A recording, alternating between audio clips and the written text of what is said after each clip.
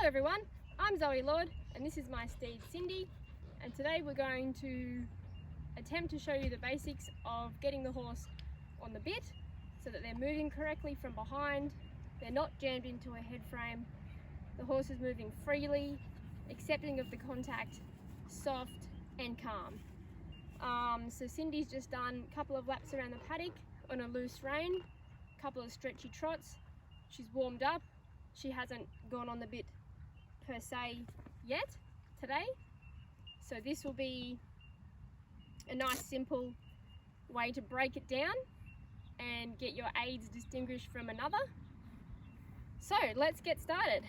So to start off, I like to just start with a nice soft walk. Now, I think it's important to start with your easy side if you're unsure of where to begin. So for my easy side, it's to the right.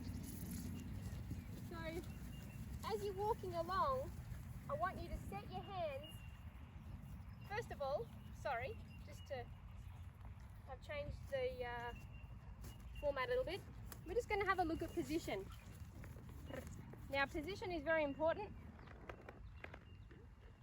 We're aiming for a nice straight line between your ear, shoulder, hip and heel, because that's going to put your center of gravity in the right spot on the horse. They're then able to use all of their body to the maximum of their ability and you're not hindering them in any way. If you're leaning forward, you're putting more weight on the front. If you're leaning back, more weight on the back, and so on and so forth. Your hands need to be about here, so 10 centimeter kind of square above the wither in front of the saddle, and there should be a straight line from the bit to your hand and then through to your elbow 90% of the time, give or take. So you can ask for a contact from that just by flexing your ring finger and root finger, I guess, and they'll give to the contact, and then you just steady your hands there. So if the horse gives to your contact, you don't go, oh, good girl, you can have that contact back, because all they think is every time I give, I get the reins again so I can lift my head up. So you set where you want the reins, and it's their job to give to that pressure and give to that position. Good girl. So some horses, it might be comfortable for them to have the reins a little bit longer, and then the horse can set their position to that. But some horses need a shorter contact. It all depends on the horse and rider scenario. So Cindy's pretty happy with that right there. I wouldn't change it. Maybe I'd let her out a little bit more as we're trotting along, but she's quite happy with that. So back to where we were starting from.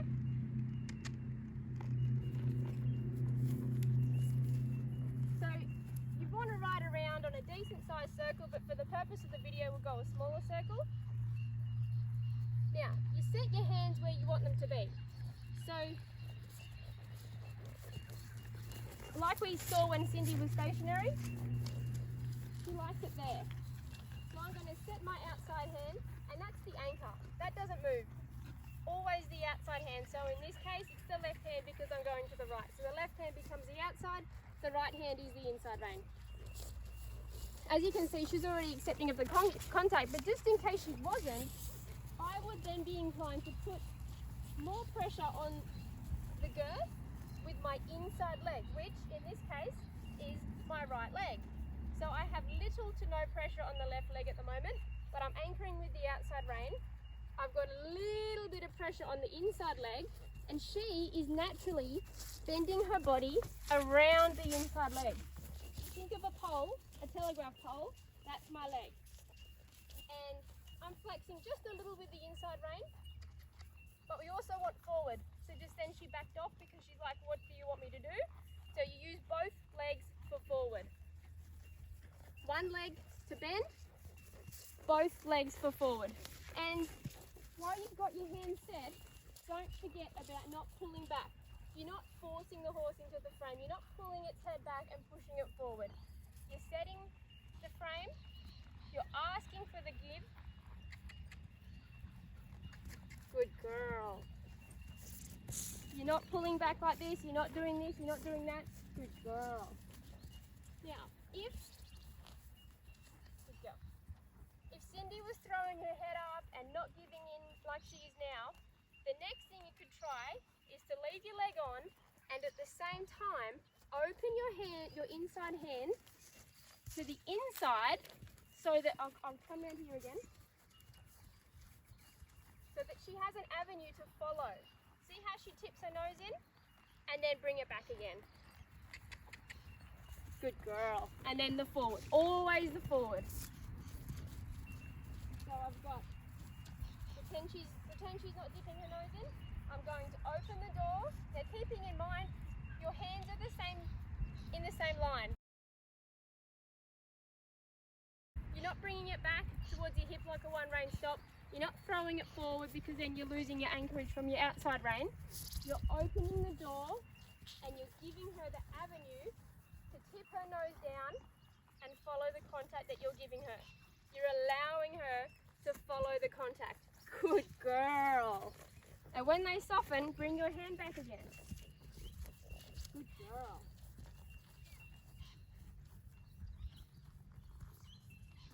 Now some horses do better at the trot. I think horses with more, that are already a bit more forward can do a bit better at the trot. It gets things happening, gets things flowing. And also horses that are a bit more stubborn. So we'll just go to the left again and I'll show you. So we're gathering up our contact. We're setting our hands.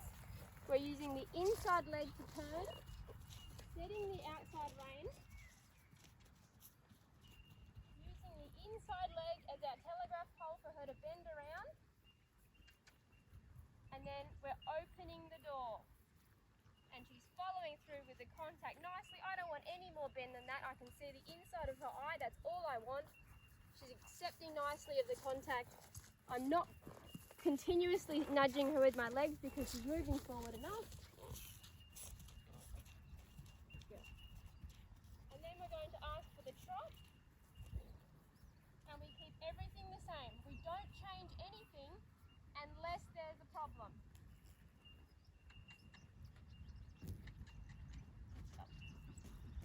So again, setting the outside hand. Remember that straight line? Good girl. Good girl. The snorting and clearing of the nose is absolutely wonderful because everything's moving correctly.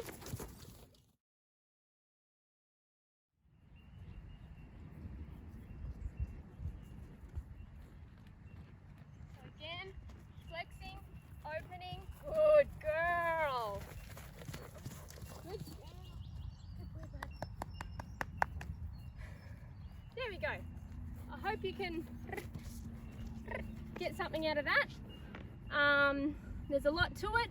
It's very confusing, but when you have the little aha moments, it makes it all worthwhile. And it also makes it worthwhile when you look at your horse and you can see he's got the perfect muscle structure from pole through to dock, instead of having an upside down neck, a sway back, no hindquarters, can't come through from behind, blah, blah, blah, blah. Anyway, I hope you enjoyed the video.